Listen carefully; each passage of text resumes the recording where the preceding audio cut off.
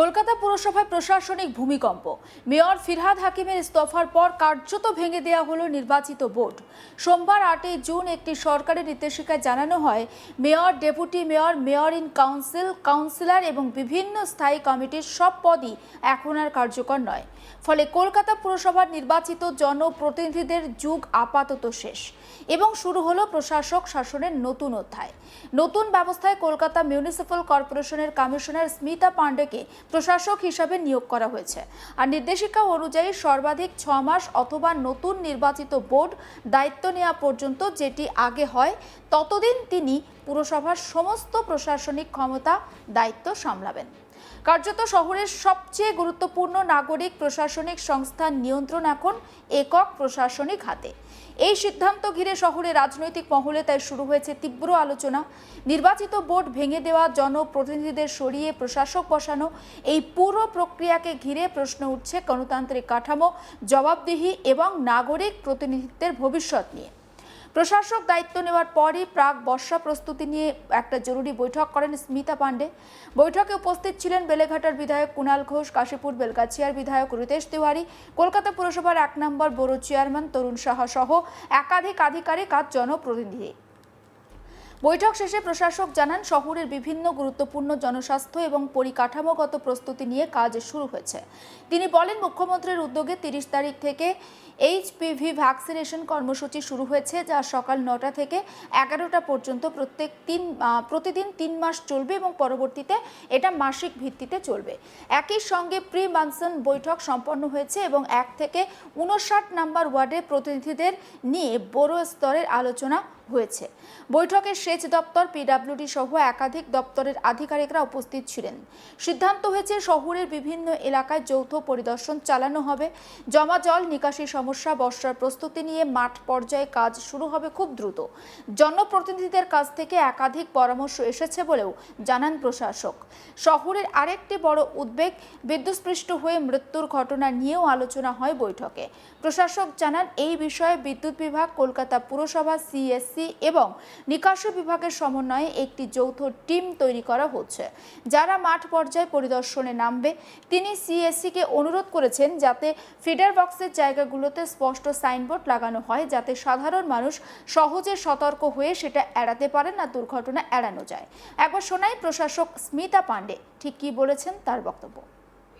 যারা MLA স্যাররা আছেন তাদেরকেও নিয়ে যৌথভাবে আমরা এক্সামিন করলাম কোথায় কোথায় কোন অঞ্চলে সমস্যা আছে, এবং ওইটার এখানে বিভিন্ন দপ্তরের প্রতিনিধিরাও ছিলেন, ইরিগেশন থেকে, CSC থেকে, PWD থেকে, এবং ওনারাও বক্তব্যটা দিলেন।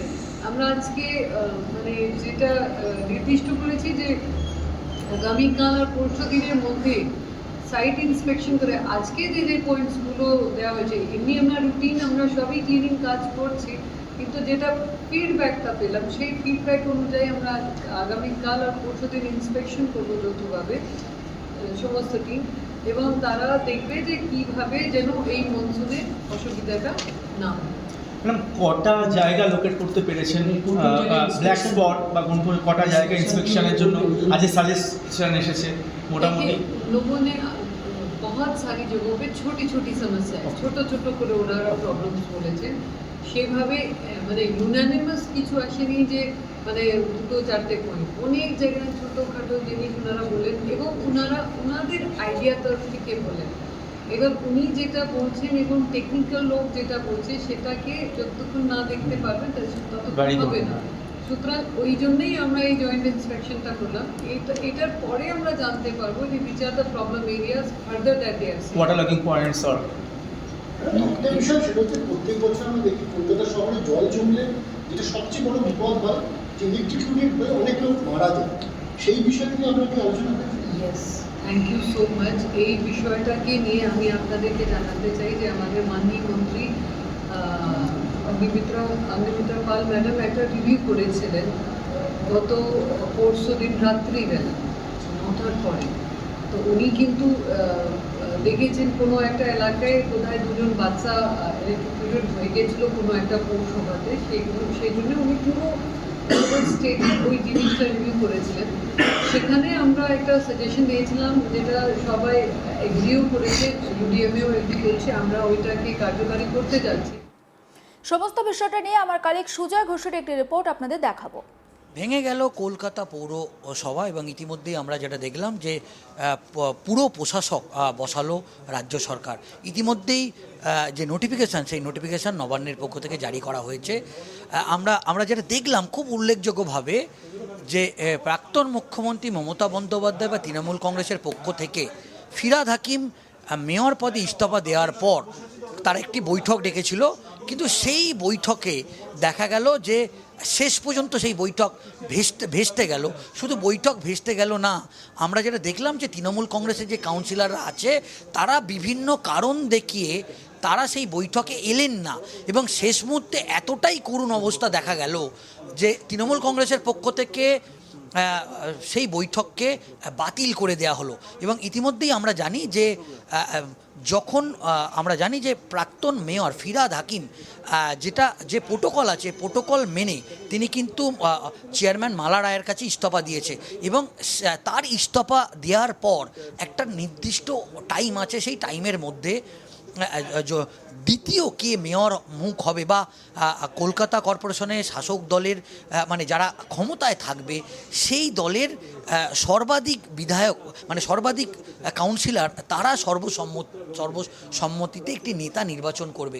পৌরসভার ক্ষেত্রেও সেই প্রোটোকল আছে, কিন্তু যেটা দেখা গেল যে কলকাতা পৌরসভাতে অফিসিয়ালিভাবে আমরা যেটা দেখলাম যেই মুহূর্তে মেয়র ইস্তফা দিলেন তারপরেও তৃণমূল কংগ্রেসের পক্ষ থেকে নেতা নির্বাচন করা বা নতুন কাউকে মেয়র প্রজেক্ট করে বা মুখ করে সেই আবেদন কিন্তু মালা রায় বা পৌরসভার চেয়ারম্যান স্মিতা পাণ্ডের কাছে কোনো আবেদনই জমা পড়লো না।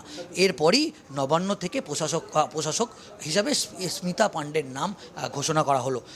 এরপর যেটা নিয়ম, অন্তত 6 মাস এবং এটা বেশিও হতে পারে, 6 মাসের বেশি তিনি প্রশাসক পদে থাকবেন যতক্ষণ না পর্যন্ত নতুন করে কলকাতা পৌরসভার নির্বাচন যতক্ষণ না পর্যন্ত না হবে, এবং নতুন করে যখন নবনিযুক্ত কলকাতা পৌরসভার মেয়র নির্বাচিত হবে বা নতুন পুরো বোর্ড তৈরি হবে, ততক্ষণ পর্যন্ত প্রশাসক হিসাবে সরকারের কাজ চালিয়ে যাবে বা কলকাতা পৌরসভায় এই মুহূর্তে সর্বোচ্চ ডিসিশন মেকার বা বলা যেতে পারে যে তার ক্ষমতা আর নবান্নের পক্ষ থেকে বা পৌর নগরোন্নয়ন দপ্তরের পক্ষ থেকে তুলে দেওয়া হলো প্রশাসক স্মিতা পাণ্ডের হাতে। এবং ইতিমধ্যেই আমরা যেটা দেখলাম, যেই মুহূর্তে প্রশাসক হিসাবে স্মিতা পাণ্ডের নাম আনুষ্ঠানিকভাবে নবান্ন ঘোষণা করলো, সেই মুহূর্তেই তিনি কাজ শুরু করে দিলেন।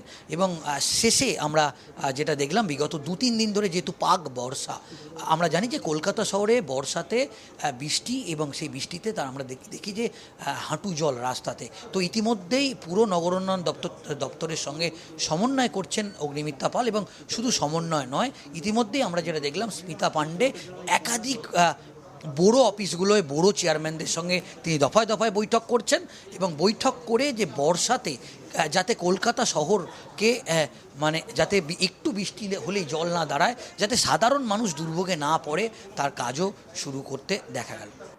সমস্ত আপডেট পৌঁছে দেবো আপনাদের কাছে, নজর রাখুন। আজ তাক বাংলায় সাবস্ক্রাইব করতে ভুলবেন না।